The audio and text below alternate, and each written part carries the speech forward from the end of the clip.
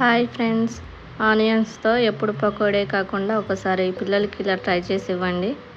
ముందుగా 2 medium size ఆనియన్స్ని ఇలా సన్నగా కట్ చేసి పెట్టుకొని అందులోనే కరివేపాకు, పచ్చిమిర్చి, ఉప్పు, కారం, కొద్దిగా జీలకర్ర, 1 స్పూన్ ఆయిల్ వేసి అంతా కలుపుకోవాలి. ఇందులోనే 1 కప్ బియ్యం పిండి వేసి వాటర్ పోయకుండా కలుపుకోవాలి. ఇప్పుడు కొద్దిగా ఇందులో వాటర్ పోసుకొని నేను చూపించినట్టుగా అంతా ముద్దలాగా కలుపుకోండి. ఇక్కడ చూసారు కదా, ఇట్లా గట్టిగా అయితే కలుపుకోవాలి, మరి సాఫ్ట్గా అయితే కలుపుకోవద్దు.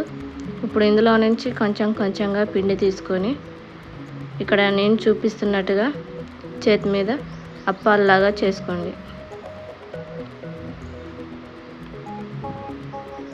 ఇలానే పిండి మొత్తం చేసుకొని ఒక ప్లేట్లో పెట్టుకోండి.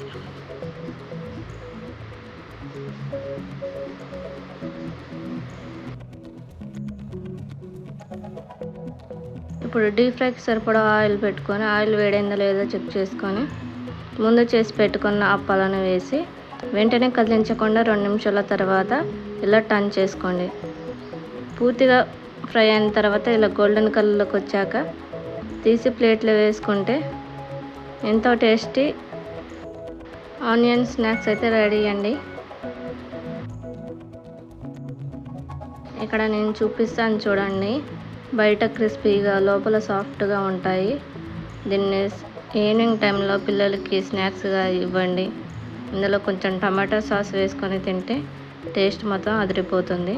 ఇలాంటి కుకింగ్ వీడియోస్ కావాలంటే మన ఏఏ వండర్స్ యూట్యూబ్ ఛానల్లో సబ్స్క్రైబ్ చేసుకోండి.